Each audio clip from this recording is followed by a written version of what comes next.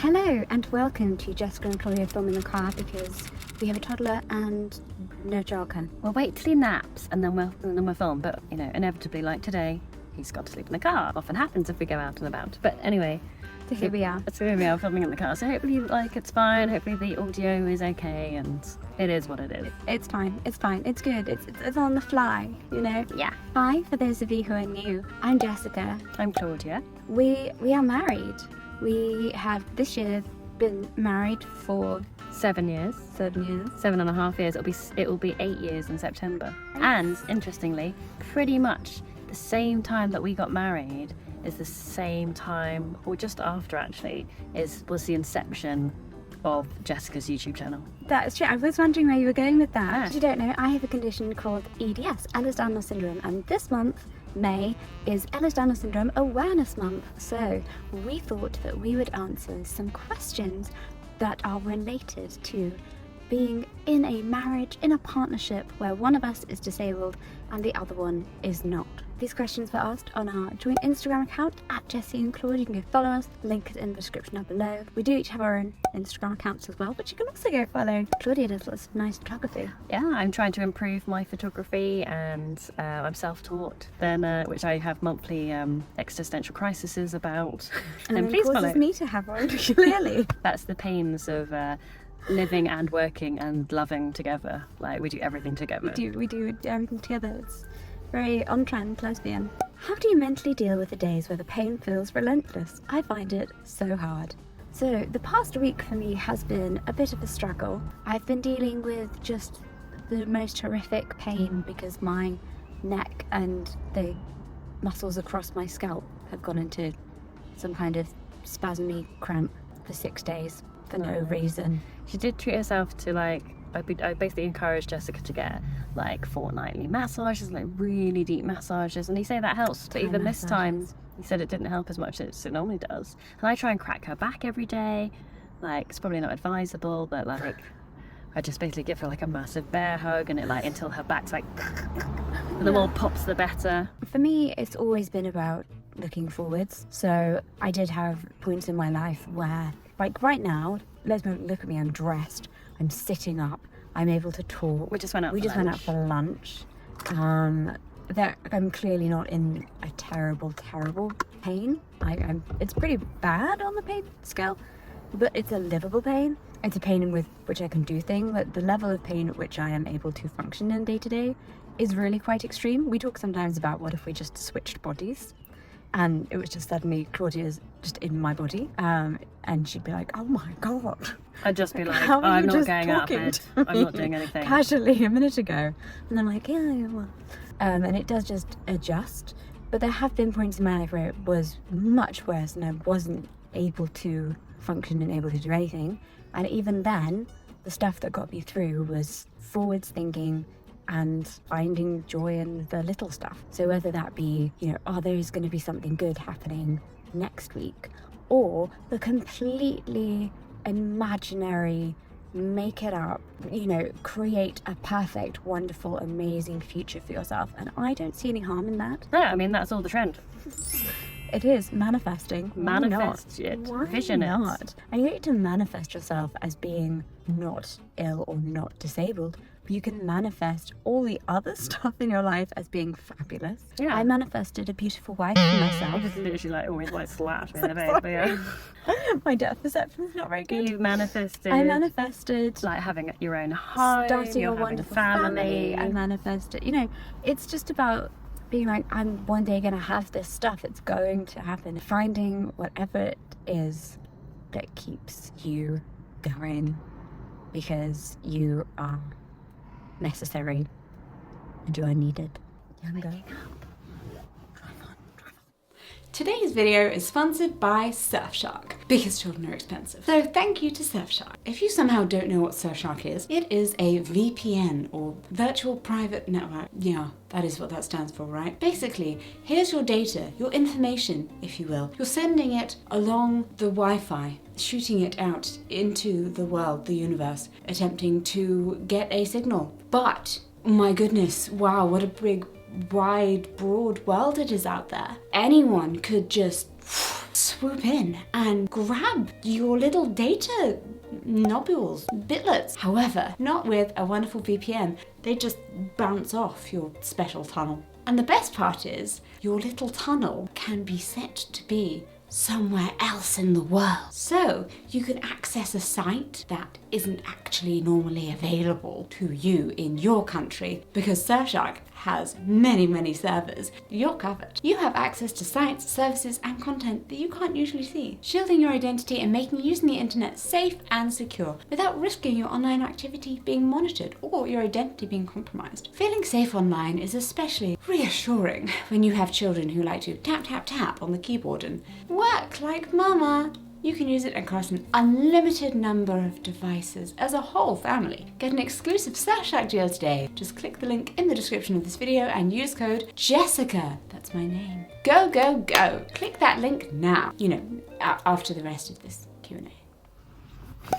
How's Rupert when Jessica needs to stay in bed all day? He's okay. I mean, he's okay during the actual day. He just says to me, like, where's mama? And I'm like, oh, mama's in bed resting. Or mama's in bed sleeping, or mama's upstairs in bed working, or whatever it is. And he's like, And then sometimes he's like, see mama, go see mama. And I'm like, okay. And then we go up and see you. And then he's just like, hello.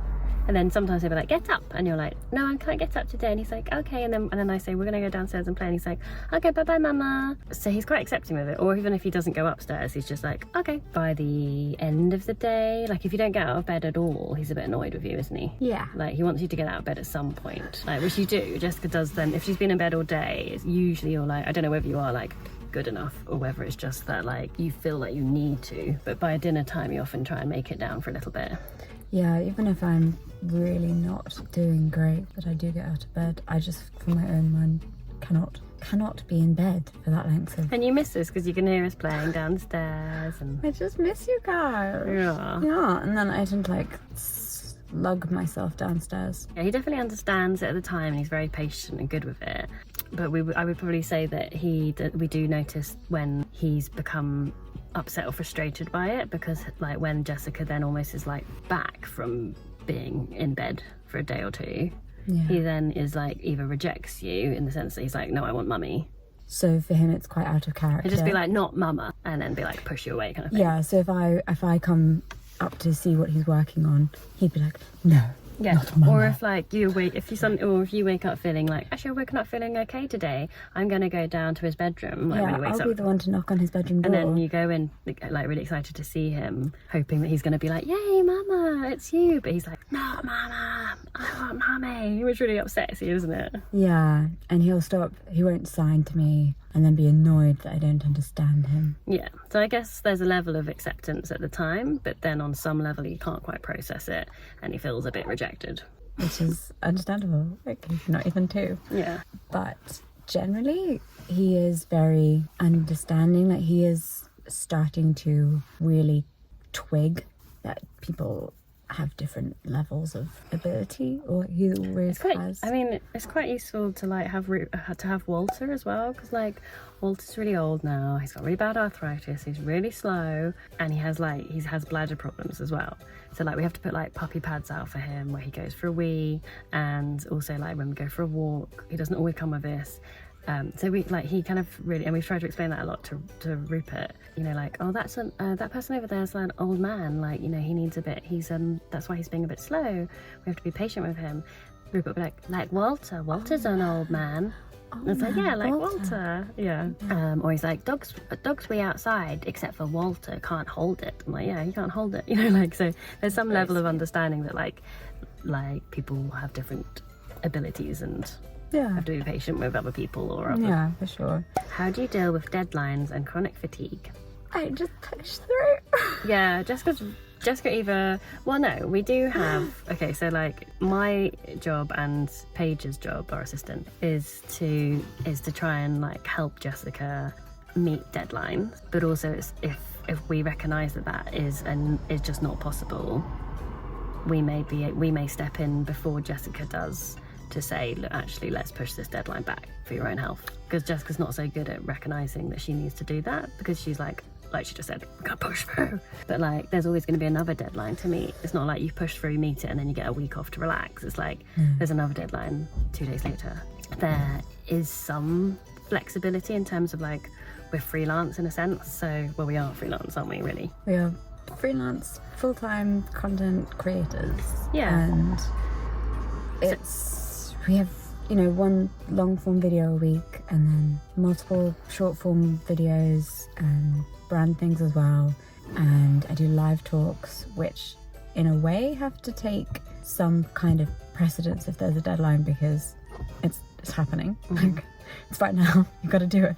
Also with brand work, a lot of things are already like, we just want this campaign to go out between this date and this date, and you give them a like, okay, well, we're going to release it on this date. But also the fact that they're working with Jessica, they should understand, they should be aware it's not something that we hide, that Jessica has a chronic health condition, and thus if we need to push back on a deadline, it's like, we're really sorry. And I personally don't feel guilty about it. I mean, it's not me, it's you, isn't it? But I don't ever feel like Jessica should feel guilty about it, because like I just said, we've always been transparent about her health condition. She talks about it openly on her channel. It's part of her like brand almost, that's who she is. And it's always a valid reason. We never use it as an excuse. Like it's a last resort to push a deadline back, so we never feel guilty about that. And I think your health should always come first. I think it's very tempting to push until there's nothing left, but then there's nothing left. And like I said, something else is going to come and be and like, you know, whether it's work or whether it's being a mum or whatever it is, like there's always things to meet and do. So having a condition that is quite episodic, have a fear within me that's like, well, if I feel good right now, I need to do everything I can. I've got to use up all of my energy and take every experience and every chance that I have right in this very moment, because who knows, next week I'll probably just injure myself. And you're like, yeah, and you could argue, like, you're living like the present moment, like seize the day, but also with this horrible dark cloud behind you that's basically threatening to come and like rain on you if you don't do it now. Like you're basically, so that's a horrible way to live, to be constantly in fear of being in a position where you can't have or do those things. Childhood trauma. Welcome back, we had to move again. We did indeed. Welcome to a tour of the best places for your baby to nap in Brighton. The nice soothing sounds of seagulls. How do you stay positive when having many bed rest days? Now, I actually covered this in my video with Steve from our Sweet Aunt, Spicy Aunt series. So you can click here, this little card here, after you watch this video, obviously. Claudia, how would you stay positive? If you get to be in bed for many, many days. I would try and be productive. Like, is that bad? No, it's just funny. I mean, of course you would. Like, obviously, if you're in bed because you're in pain and you can't get up and you can't do anything else because you've got this like annoying, excruciating pain, it may be hard to be quite productive, isn't it? Is that what you're basically saying? The only time that you've had to be forced when I had been recovered, I wasn't even in bed every day. And I wasn't in bed every day. She did not. I came downstairs every day. Refused. Absolutely plonk-like. Refused to sit down. Stay down, please. Oh, he was born in the beginning of June, which is prime time for your gardening vegetable patch to go into full bloom. Everything's ready to harvest. She was basically out there every day and I was dragging her out the garden. She's like, this child you're needs meant to sit breastfeeding down. But what I did learn when I was awake in the middle of the night and in bed effectively like for hours, obviously with good health, but a baby and a cesarean scar and some pain there, but you know, otherwise okay. I did lots of Skillshare videos at like 2 in the morning, 4 in the morning, and I really thought, wow, I'm being so productive. But definitely like that's the way to or reading a novel. Like, it doesn't have to, productivity doesn't have to be about bettering yourself in any way, in a career orientated way either. It just like literally, I listened to this thing the other day on a podcast, and it basically just said productivity just is doing more and making time to do more of the things you love doing. If building the next generation of your Sims legacy family is bringing you joy, that is productive. You know what? At least this video is sponsored by Surfshark, so you can watch a lot of content. What's the one thing that you wish people wouldn't assume about disability? Colouring. That you all sit in wheelchairs? I mean, that's a valid one, yes, that we all sit in wheelchairs, that therefore you don't need to make any That other you all kind wish of you weren't disabled? accommodation. Think being disabled, the word disabled is an awful, terrible thing, and you need to tiptoe around it. Use words like handicapable. Yeah, no, it's fine. I personally see being disabled is just a part of me. I personally would include ADHD and autism as disabilities, and I would do so because I think that having the word disabled attached to something comes with many benefits. Not just in the terms of like benefits from the government and money and whatnot, but also just in terms of recognition and Education. And education. I was going to say, like, I and think the way you feel about yourself. I think any type of diagnosis you receive, regardless of whether that's like classed as a disability or not, by the by a healthcare professional or by the public, having that diagnosis, it's giving you information that helps you research and educate, and therefore maybe put into place things that are going to help you, or ways that you can then navigate through your life more easily. Yeah. I wear size 6. I've got size 6 feet. Oh, great. Now I know which size shoes to buy from the shops. Isn't it a bit like that? I can't film weird. With a lot of like, trauma and processing, but yes. Well, this video took a turn. It did. We took many turns around the neighbourhood. Thank you for joining us. We probably should move on again. Moving on. Bye. Thanks so much for watching. Thank you again to Surfshark for sponsoring today's video. Remember to click the link in the description or head to surfshark.deals/Jessica and use code Jessica for 83% off and 3 months for free. If you haven't already, please make sure to click the subscribe button because look how close we are to 1 million, and wouldn't that be incredible if that actually happened? See you soon. Bye.